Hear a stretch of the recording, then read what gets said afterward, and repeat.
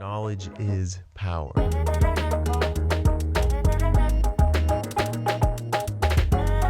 Reality is. Just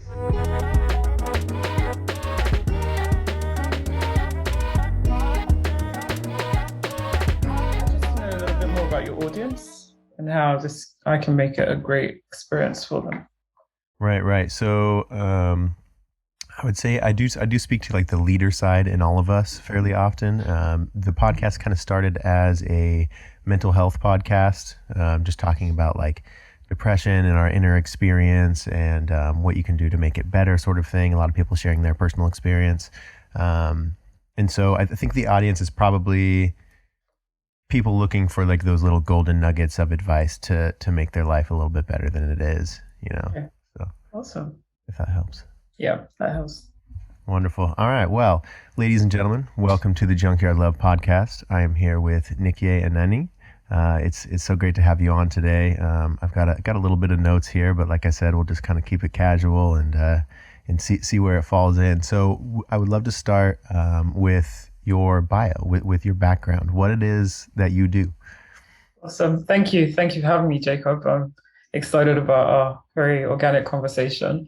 I, in a nutshell, help business owners build legacy enterprises. So move from lifetime businesses to legacy. And who am I? I'm a second generation business owner myself. I'm based in Austin, Texas. Very recently moved here from Lagos, Nigeria, about 6 weeks ago. And my journey into helping folks in legacy planning was very much intertwined with my life journey. So my father started off our business the year I was born, and this was back in Lagos in Nigeria. And at age 9, myself, my mum, and my brothers, we moved to the UK. So I was far from the business for many years. And I went to university in London. I worked in corporate in Deloitte for a few years, but I found it so dull. It didn't inspire me, and I felt a bit lost as well. So I decided to take some time off and travel. And my first stop was to go to Nigeria to work with my dad just for a few months. And so all the time whilst myself and my brothers and my mum were in the UK, he stayed back and was building out the business. So by the time I came back for my short stint, I was only supposed to be back for 3 months. The business had completely changed from when I was a child. It was now a construction company, a real estate development company, and an engineering company. And there were now 3,000 members of staff. But it was very informal. So it was a huge culture shock from coming from London, from nice and tidy Deloitte. And yeah, the cultural change, the industry change and everything. But it was what lit me up. So it was contrast from my experience in Deloitte because, like I said, I was thoroughly bored. But here, everything was on fire, like the entrepreneurship opportunities and Lagos. I just really loved it that there was such a huge opportunity to add tremendous value to customers and wider stakeholders, communities, whilst uplifting folks in that journey through the trickle-down economic effect, right? And so to cut a long story short, I didn't leave. I stayed past my 3 months. I was there for 10 years, actually. But I found that there was very little help out there to help navigating with integrating into a family enterprise. There was very little help out there with helping to build a legacy business. But I thought that it was really important that businesses like my dad's shouldn't just die when he dies. But unfortunately, the data in Nigeria was that only 2% of businesses would outlive founders like my father. And so essentially, I got trained up with Family Firm Institute in Boston to become a certified family business advisor. And that started my journey with first putting in the governance, succession planning with our family enterprise to see that it would outlive dad and hopefully even my generation. And then helping other folks to do the same. So that's how I got here. Wow. Yeah. Yeah. What a journey. I was thinking about, I feel like many people might, I mean, 3,000 people is a big deal, of course, but I think many people may even overlook that intuition to, because you decided I'm going to travel for a while. I don't know exactly what I'm going to do, and you don't know exactly what you're looking for. In the first spot you go back, and just to make the decision to say, okay, I think actually this is what I'm supposed to be doing. I think a lot of people might overlook that. Maybe they might keep searching. Maybe they need a couple more years, travel a couple more places. So I mean, it's pretty powerful and awesome, really, that you were able to grab hold of that when you went back on your first place. I must say it was a gradual process. Yeah. So the plan when I was in London before I came to Nigeria was I'll be in Lagos for 3 months. I'll go traveling in the Far East for 6 months, and I'll go to business school the following September. And I remember at the end of the 3 months, I was like, I don't want to go. Let me extend it for another 3. And then at the end of those 3, it was like, I don't want to go. Let me extend it for another year. Because I was on a career break with Deloitte at this point. So I'd been given 1 year off work, and I extended that to 2 years. And at the end of the 2 years, I was like, I'm not going anywhere. This is where I'm supposed to be. It was just on fire. I love the entrepreneur's life. Yeah. The fact that you're just creating things that other people need. It wasn't really so much about the money, but really that value creation that I just really loved. And also, like I said, unfortunately in Nigeria, we are the poverty capital of the world. And so in this process of economic value creation, you are adding tremendous economic value to folks that really do need jobs, really do need opportunities. So that really, I really enjoyed that. So yeah, it wasn't as soon as I got to Nigeria, I was like, yes, I'm going to be here for 10 years. It was really like, you know what? Let me just see where this takes me and see whether this is where I feel I'm supposed to be at this point in time. Yeah. Take it step by step. I like that. Just thinking about, okay, so when you got there, we have 3,000 people, and it sounds like it was unorganized a bit, or maybe just not prepared for that amount of people, that much scale, I'm sure. So what are the things, I'm sure you learned a ton, but what are some of the things that you learned that you were able to take back and say, all right, here's what we got to do different. Here's where we need these people. Here's where we need these people. Because I'm sure you kind of like were a total maestro coming back in after going in and taking that class, learning about what you need to be doing, coming back in and implementing it. I mean, what were some of the major changes that you found yourself having to make or implement? Organization. Yeah. The importance of HR as not just an administrative function, not just paying salaries and making sure that people are granting leave, right? But really being as a strategic function. So aligning that with the top line, where's this all heading? Like the culture we want to build, the vision, the mission, and then cascading that all through the organization, having clarity of the goals of the company and being able to translate that to departments and then to individuals. Then we had a huge issue with ghost workers when I moved back. So we were a construction company. We had 110 projects across the country, and it was largely manual. So the only software people were using was literally like Excel, Microsoft Word, and emails. So yeah, there was a lot of leakage.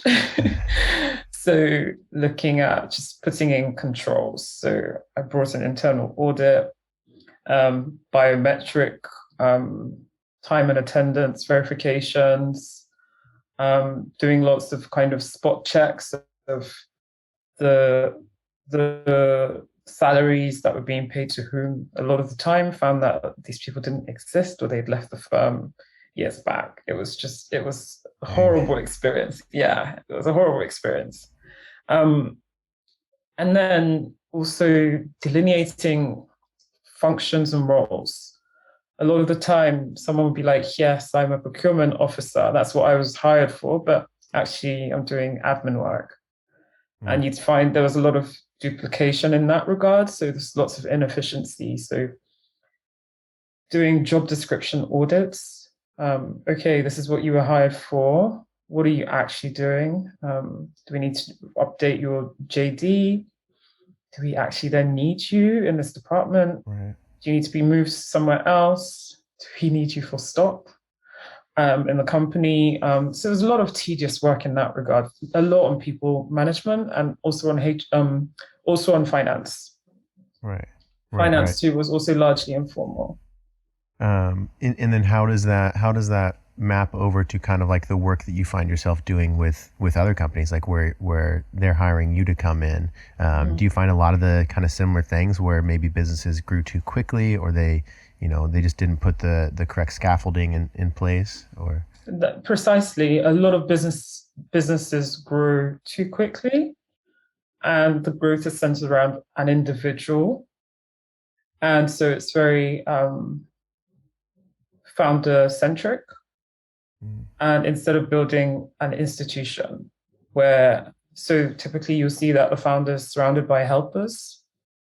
You do this, you do that. Okay, I've done it. Just task masters as opposed to co-builders. And so, yeah, I always say that if you're trying to build a legacy enterprise, if it's going to outlive the founder has to be able to spend a week or two away from the business, and the business can function without him or her. right. If we can't do that, then we can't even talk about generational.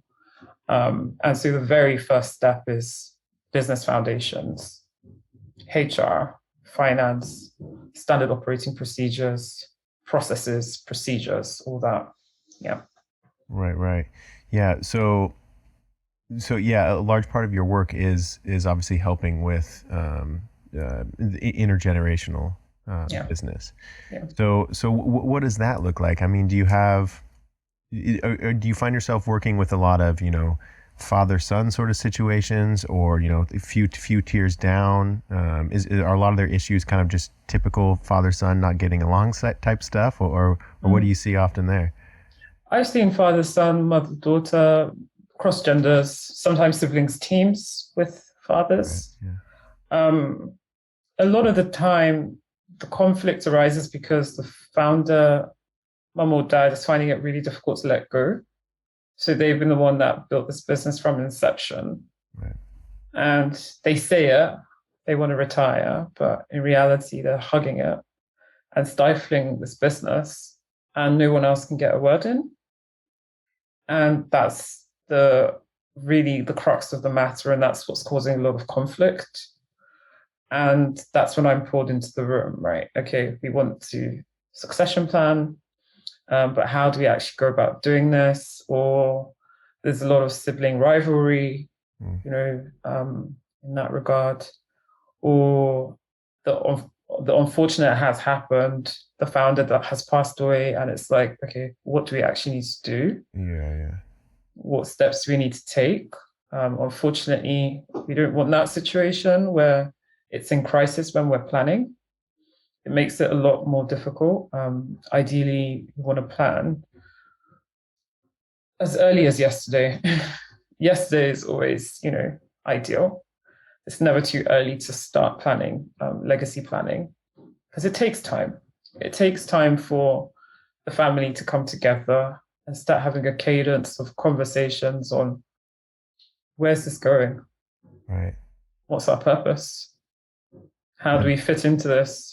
I think that's probably questions that you probably propose to companies, and that might be the first time they've really thought about it. Like, what are our values? Where are we steering this ship? What do we want in 10 years? What's our scalable goals or whatever, And that's something that even in all of our personal lives, is helpful to do. As I'm learning, as I'm getting older, just stumbling into walls and whatnot, figuring it out.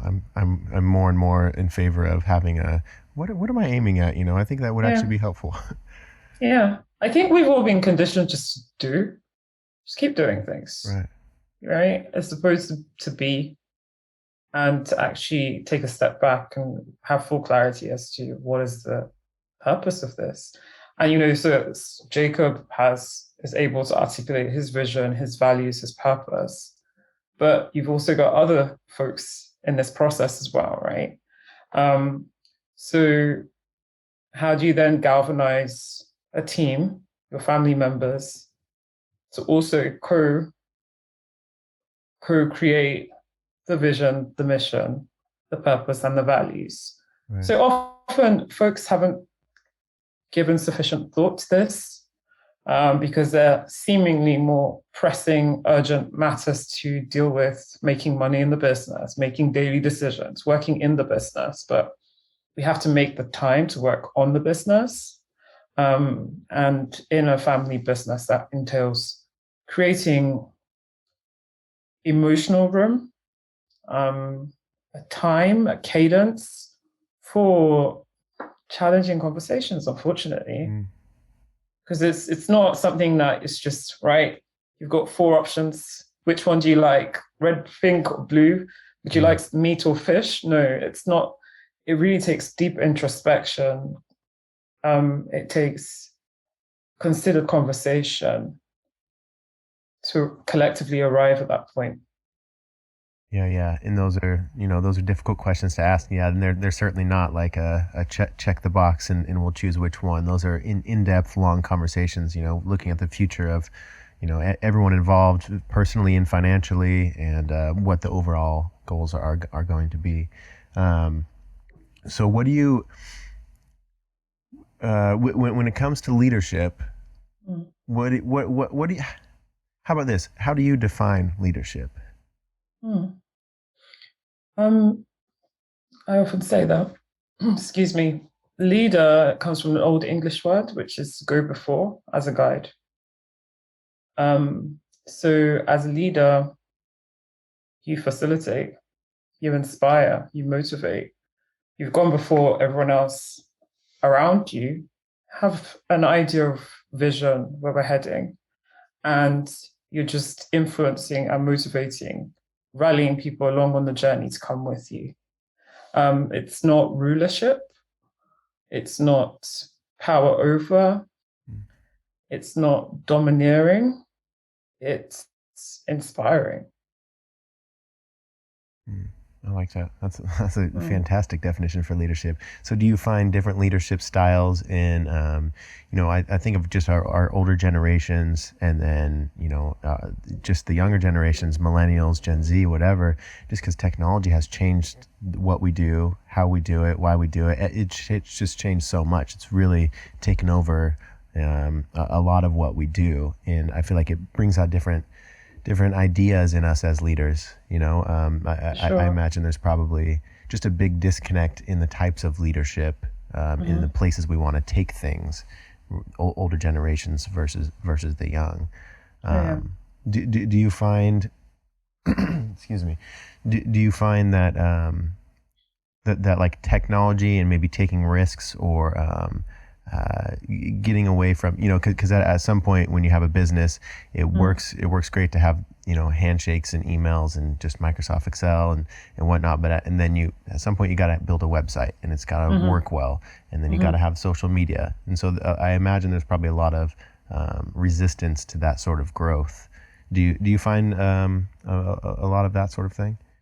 For sure. I think typically you'll find that the older generation will focus on, this is what we did to get to where we are, so why should we have to do things any differently? Whereas the next generation, younger folks, are more future focused. Well, this is the way the future looks like it's going towards, and we need to catch up, otherwise we're going to be irrelevant. And that can create this chasm between the generations where there's a resistance to change and there's a real hunger for change on the other side, and it's to bridge that process. We do need the resiliency of the old, but we also need the novel of the new. And back to your point on leadership, I think tech has kind of, it's rewritten the game, like all the rules of the game, right? Because a lot of the older folk ruled by position through their titles and their authority, and there was a lot of information asymmetry, right? with the folks on the field and those up in the boardroom. But now, from our fingertips, it's like, no, we've got the data and we're empowered and we've got, we're leaders in our own right. And so there's also been like a cultural shift away from that positional to really more the younger generation want to be inspired. They don't want to be told what to do. They want to really connect with why, the true purpose. And there's huge kind of skepticism and there's a lot of what's the word? Skepticism and what's the word I'm looking for? Just suspicion. Suspicion, okay. Yeah, we're a very suspicious generation, millennials. We don't like institutions. Right. And so we don't want you to just tell us what to do. Show us why we have to do it. Show us the bigger picture. 100%. Show us how it's adding value.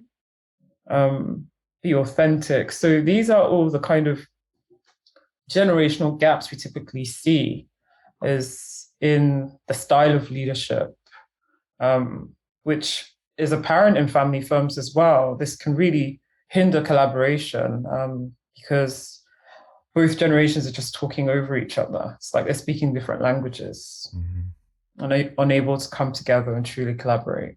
And that's a lot of the work that I do, is to bridge that gap. Yeah, definitely. Just sidestepping really quick. I'm actually in Austin, Texas as well. Really? I just moved out here like 4 months ago. Yeah, so I was just curious, what brings you out to Austin? Oh, that's so cool. We wanted a new beginning. Same. Yeah, like in January, we're done.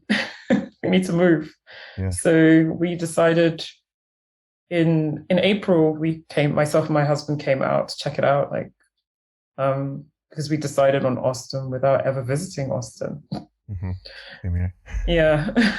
And making this international move is a bit of a gamble. So we decided let's actually check it out first. And we loved it. Yeah. And by May, he was here. And July, myself and the kids came. Yeah, that's so awesome. Yeah, it's been similar for me. Just kind of needed some change. A lot of difference happens, and so I'm out here. I feel like there's a lot of people. I mean, of course, there is a lot of people that have moved to Austin. From everywhere. And I'm really interested to see what it does to like the culture. It's gonna be really cool.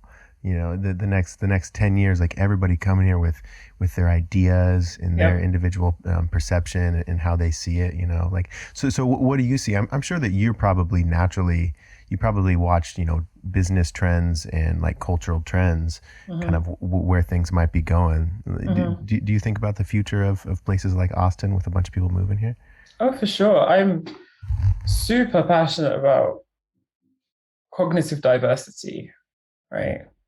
And the way we think, which is shaped by our life experiences, who we are and things. And I strongly believe that more diverse teams, well, not just the existence of the diversity, but true inclusion leads to co-creation of better solutions because of the different kind of worldviews that we're all coming with. And we've got Western culture, which is very individualistic, promoting, pursuit of independence, and whereas in other cultures you've got collectivist cultures like in Africa, Middle East, and Asia, which is more collectivist and really more about the community, more about upholding one's honor, reputation. So I think this confluence and this kind of melting pot of different people with different experiences and different ideas might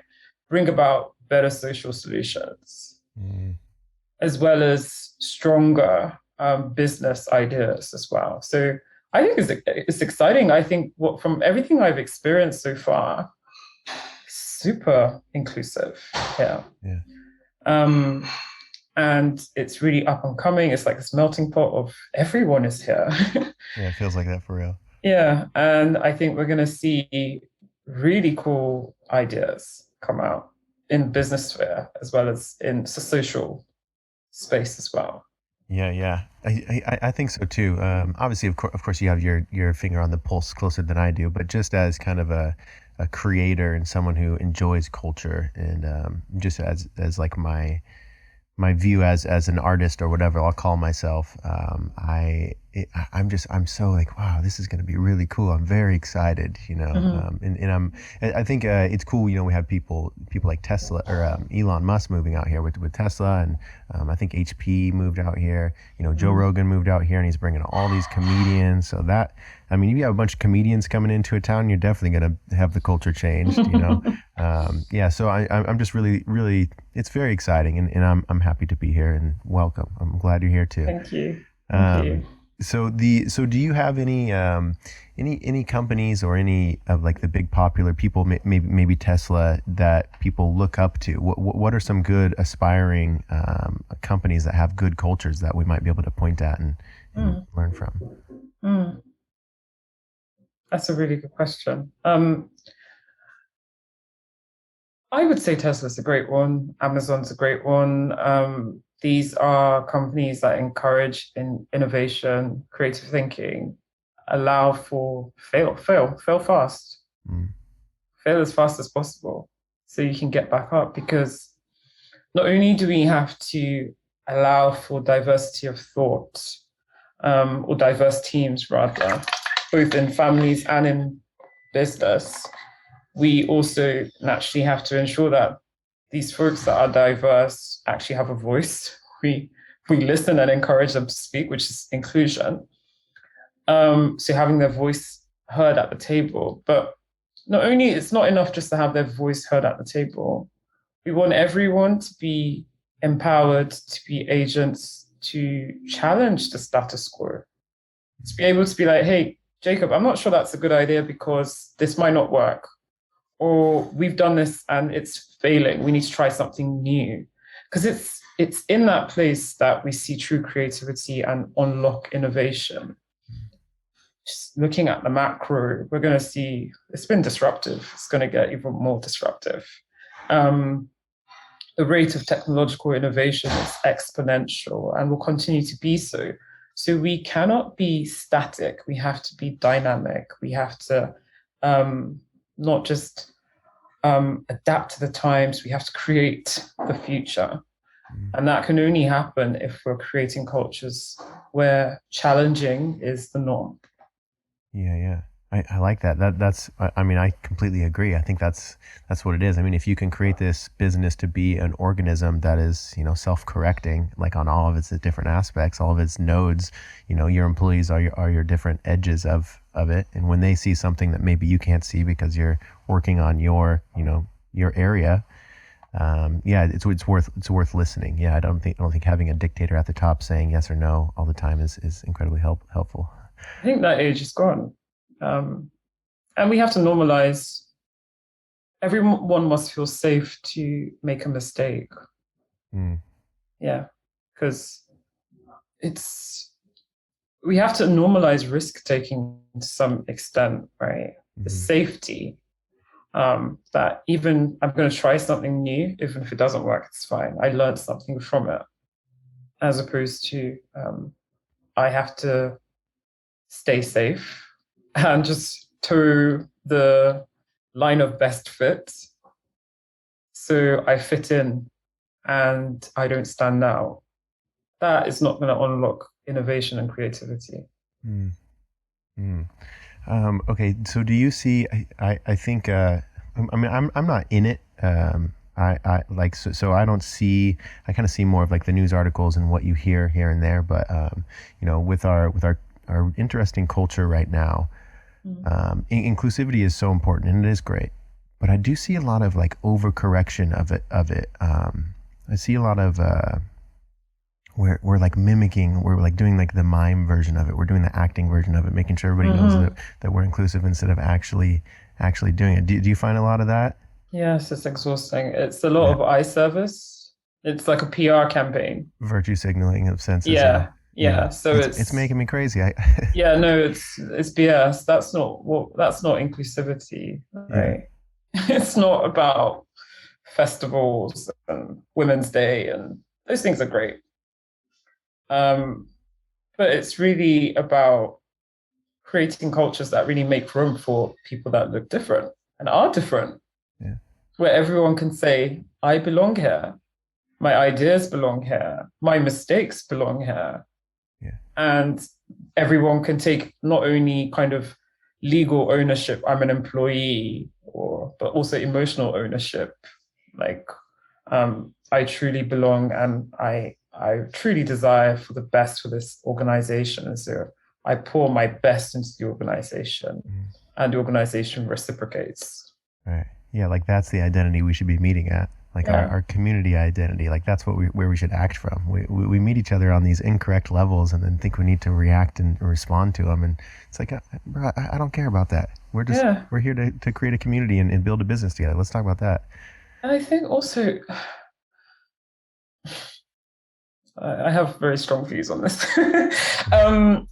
I think also we rob people of their individuality, because then it's like, oh, all women, this is the issues women face, or all Black people, these are the issues Black people face, or LGBTQ people, this, and we're all individual. There's a lot of nuance, right? I've had a number of people ask me, oh, okay, critical race theory, what do you think of ABCD? I'm like, I'm 6 weeks into being in the US. My lived experience is very different from an African American. We have the same hair, we have the same skin color, but my lived experience is very different. I cannot tell you that we have the same life experiences. And I've had people of Caribbean origin say the same thing, where it's like, that's not necessarily the same for us. Like there's some similarities, but there's also some nuance. And I think it's the same for any groups of people. We're all individual. Yeah. And we just want our individuality to be recognized. And we don't want to be shamed, belittled, be denied access because of whoever we are, right? Let's just make room for people's differences and be curious about people's differences rather than judge them. Yeah. I think there's a judging that happens when we just put people into categories and just assume their issues, and without really being curious to learn about each individual. Yeah. I mean, because I find that, I mean, through my lived experience, through my conversations, when you don't meet people on the level of like, you know, what the news is telling us we should look at this part of their identity, you know, it's just be with them and talk with them, and you'll find that, you know, you're probably going to get along with them just fine. I think technology and news and social media and a lot of this, it kind of takes us out of our present, you know, we're kind of living up in our minds in these like stories that are written about, stories that are told, you know, and they're saying this is what it actually is. So we're kind of fighting this phantom sometimes in a way, you know, and I think that getting present and just, you know, dealing with who you're dealing with in our everyday life is kind of more the way to go, in my opinion. Yeah. So yeah, it's also interesting to note that this area of conversation is like an eggshell area in a sense. Like we're not allowed to talk about it. I did a couple episodes on cancel culture actually with a friend of mine who's just an armchair philosopher, and we're kind of just like what is this? Why are we paying so much attention to this? You know, and I think we really do need to just get back in our heads, in our bodies, and just deal with what's in front of us. Completely agree. I did want to thank you for your opinions on that too, Nikki.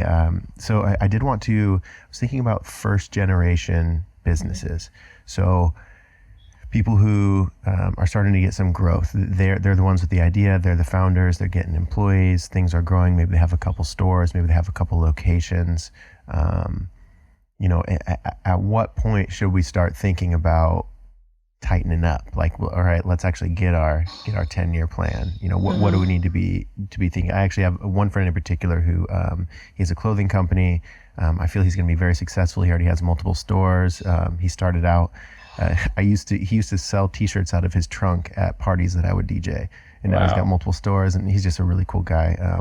But he has a child on the way, if not already has a child. And so I imagine in a few years he's going to start thinking like, right, what do I want to do with this business, and how do I want to expand, and how do I want to, teach my kid about it or bring my kid into it? I'm not sure. So just kind of what's on my head. So tell me about first generational business. What's our mindset here? I think with first geners, I always say there's a distinction between maturity and age, right? Just as we all know some old folk that are not mature. There's no correlation often.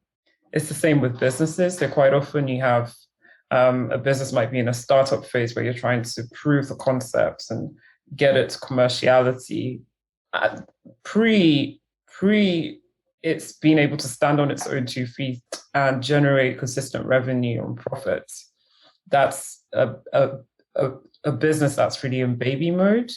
And I wouldn't invest a lot of time doing deep planning at that stage. However, once the business has crossed that threshold, you need to be planning yesterday. So just as in construction, because I have a construction background, you start with the end in mind. You have your architectural drawings, you have your engineering plans. You need to know, because you need to know that the load-bearing capacity of the foundation is dependent on the height of the building and the materials that you're going to use, and the design of the house is similar, right? So ideally, we want to start your legacy planning as soon as the business demonstrates that it's viable. And that doesn't necessarily mean that you have all the details and you know what role Johnny's going to play in 30 years' time in the business. It's probably impossible, right? But it is really gaining clarity on, like what we were talking about earlier, clarity of mission, vision, and conviction, and starting to expose your children to the business. They might not be the leaders of the business, but they will probably be the owners of the business in the future. And that comes with responsibility. And as owners, we don't want them to be just legal owners without emotional ownership. We really want them to care about the business. And that's only going to happen when you don't fall in love with what you don't know. So you want to, from as early as possible, just talk about the business, take them to the office. And that doesn't necessarily mean you impose it upon them and demand that they take over, but you just naturally show them, expose them, and they may become curious. They may be, okay, Dad, I want to spend more time. I want to intern. I'd like to study something along this line at college. I'd like to plug into networks. And then you know that, okay, this one has a flair for the business. Whereas another child might be like, this is boring. Boring, yeah. What role are we playing in the community? Yeah.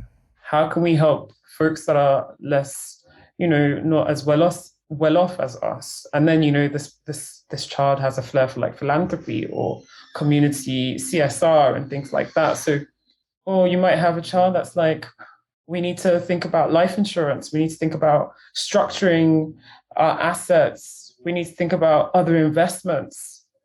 And then, okay, this one seems to be very good with diversification, but guess what? We need the confluence of all three skills to build a business of the future. Yeah.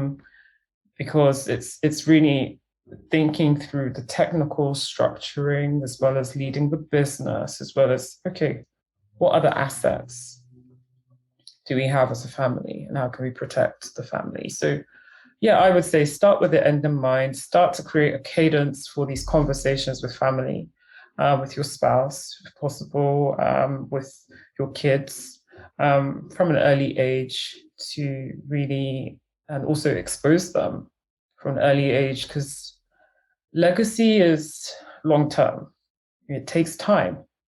It's not something you figure out in 90 days. And it takes intentionality. It takes time for your kids to develop their leadership. And I mean that in the broad sense, right? I don't mean whether they're going to lead the business. I mean, even as a philanthropist, you're a leader. Even as an investor, you're a leader. It takes time for them to develop that. And it takes time for them to become visionaries. Because like we said, as a leader, you're going before as a guide. So you have a picture of what this is about. You're not just tactical. You're not just functional. You're not just a doer. It takes time for them to develop that. And then it also takes time for them to come together and practice leading together, because the business will go from being led by dad or mom to, in the next generation, being collectively led by 3, 4 siblings, taking joint ownership decisions. Are we going to sell the business, or where are we expanding into as strategic advisors, potentially as board members and things? So there's many moving parts that we have to start thinking about. Yeah, of course. So how about let's do second and third generation then. So people who in that, I also think about new ideas, maybe side steps, pivoting, that sort of thing. Because I imagine that could be a wonderful thing. That could probably also be the death of a company. If it's not planned out adequately, or if the sidestep or pivot is too far away from the original thing that the business set out to do. So let's talk about second and third generation. How do we think differently there? It's pretty similar, but it gets more complex, because now you're moving from siblings to cousins. All right. And who've not grown up in the same household, right? And at least with siblings, we all were led by mum and dad. We knew what they all stood for. We've probably imbibed similar cultures to some extent. There'll be variations, right? But now with cousins, sometimes you've never met them. They're halfway across the world, across the country, have completely different views.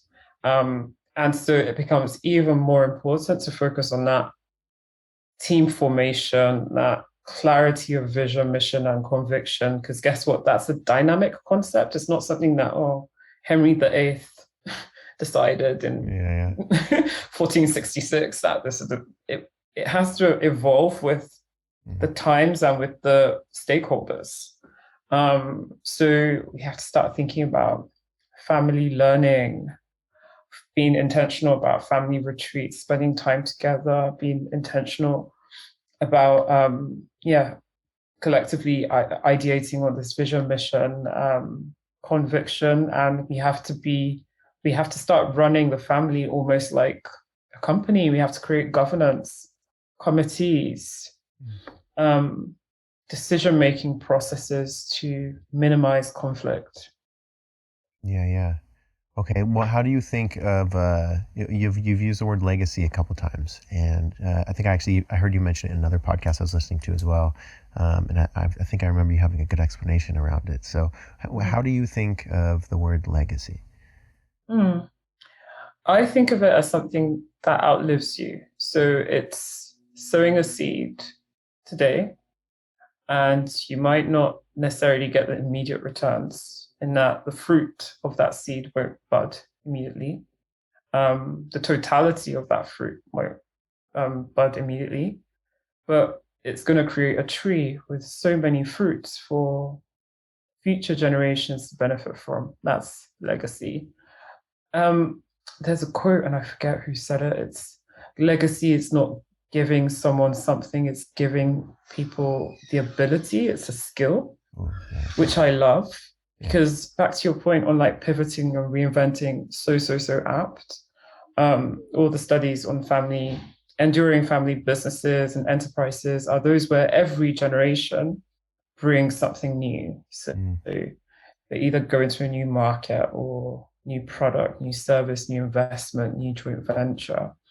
And so the legacy really is not just the cash in the bank or the manufacturing plant. Is really the imbibing of that entrepreneurial skill.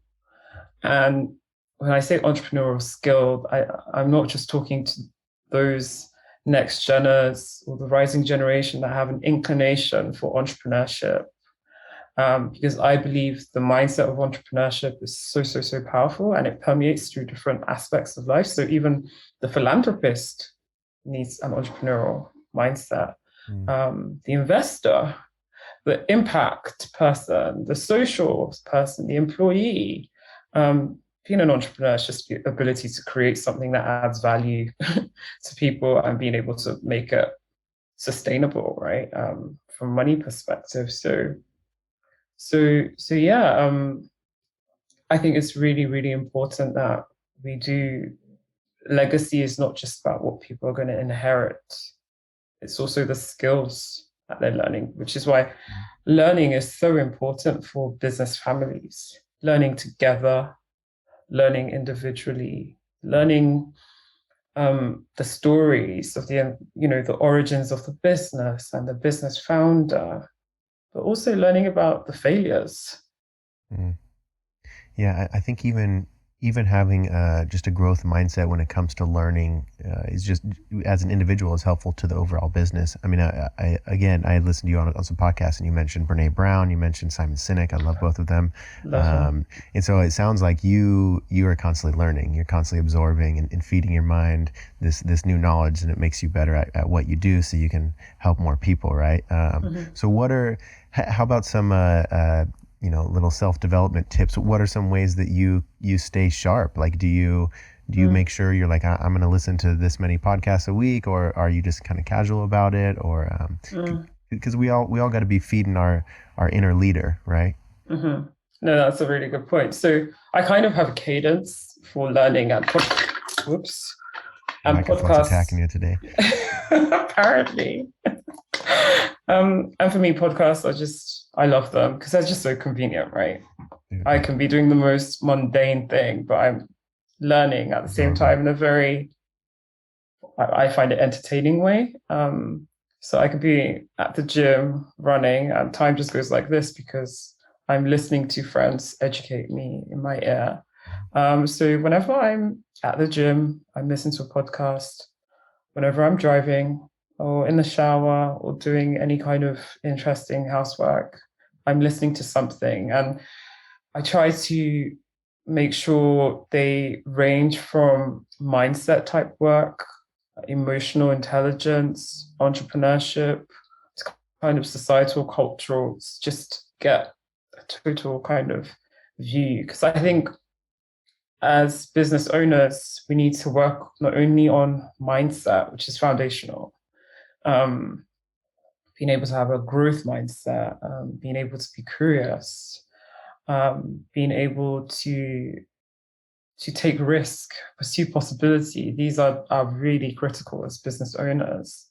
But we also have to be strategists. It's not just great to have, I can take all the risk in the world, but you've got no clue how to go about doing so, and you don't know how to read trends and see the future. So we also have to mind strategy and then execution, being able to create accountability structures to bring those about. So aside from like learning through podcasts, I really read when I'm on vacation.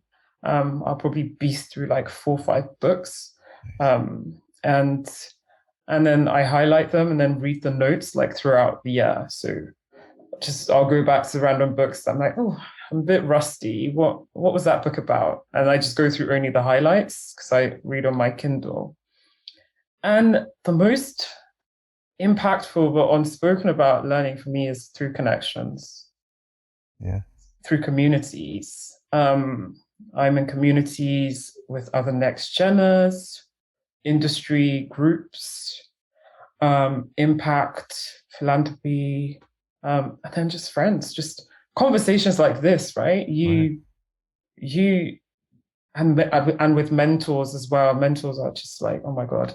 I'm really big on mentorship because you're infusing Jacob's life journey by being open and talking. You're learning from his mistakes and from his triumphs, right? And vice versa. And you're developing your social capital as well, because in being vulnerable, like, okay, this is a struggle area for me. It's like, well, I've got someone that you should really talk to who might be able to help you with that or can connect you to someone else. So being generous with your expertise, generous with your networks, folks reciprocate that. And it's such a blessing. So that's been a real way for me to really learn and develop is connections. I'm huge on connections. I spend a lot of time building connections, nurturing connections, and not in a transactional way, not just jump on a Zoom and be like, right, well, yeah, so here's my book, buy my book, or let me get something from you. Let me get something from you. Like, I've got a coaching program. Do you have any clients? But really being in service to people, just catching up. Sometimes they may be going through grief, and just being there, just being there for them, and just continue to develop that relationship over time. No, that's great. I mean, really the a lot of the core concept of my podcast, of the Junkyard Love podcast, is kind of, somebody needs something that you have, like somebody, like there's somebody who's listening, and if they're really listening, it could hit them right in the right way, right at the right time. And it's kind of like in a junkyard, maybe a 1984 Buick LeSabre front fender is not very beneficial to a lot of people, but to someone who has a Buick LeSabre and they need a front fender, it's the exact piece they need.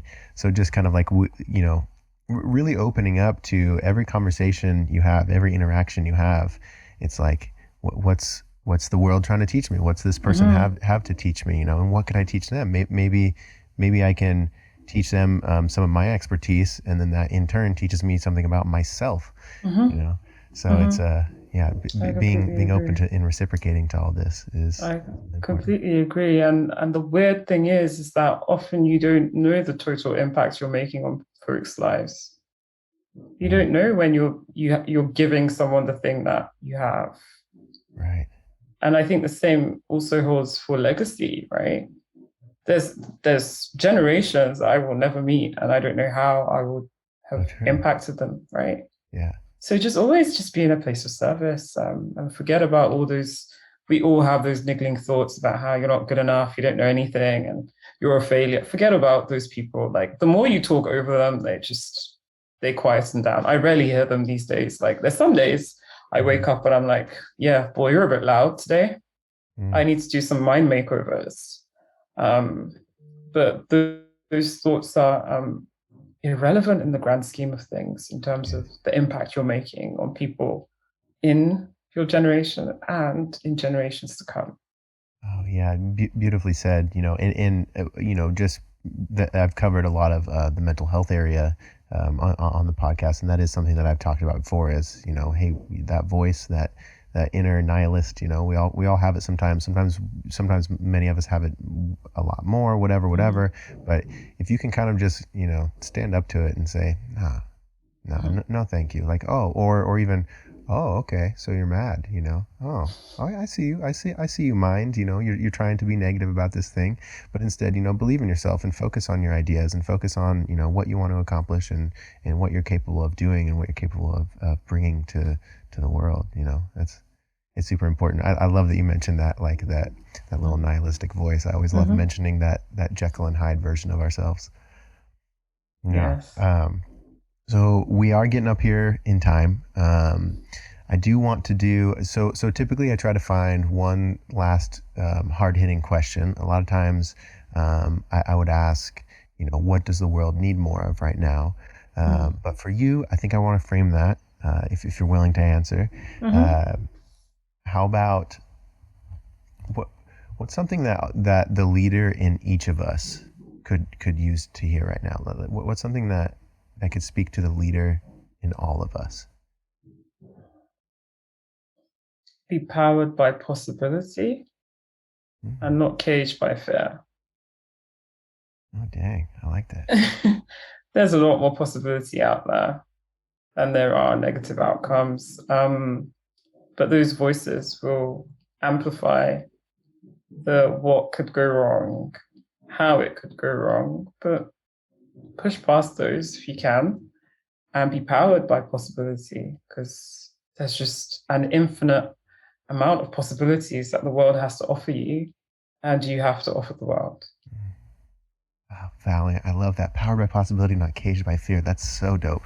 I love that. Okay, well, let's make sure we give the audience your website. Where can they find you? They can find you on Instagram and Twitter, and where are you at? Yeah, my website is first name, last name.com. So www.nike, Nike, Anani, Anani.com. And I'm on Twitter, Instagram, Facebook, LinkedIn, just at Nike Anani everywhere.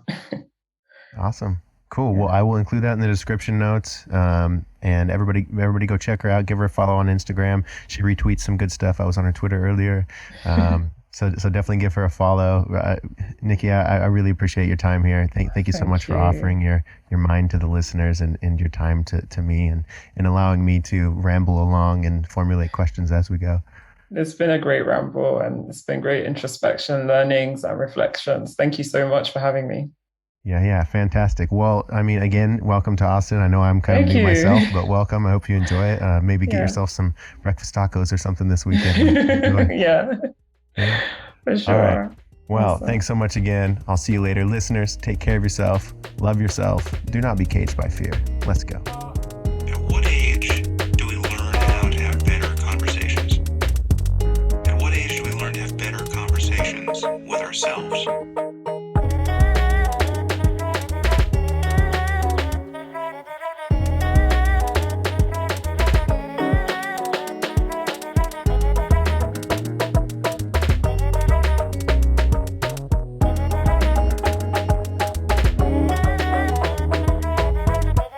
Knowledge is power.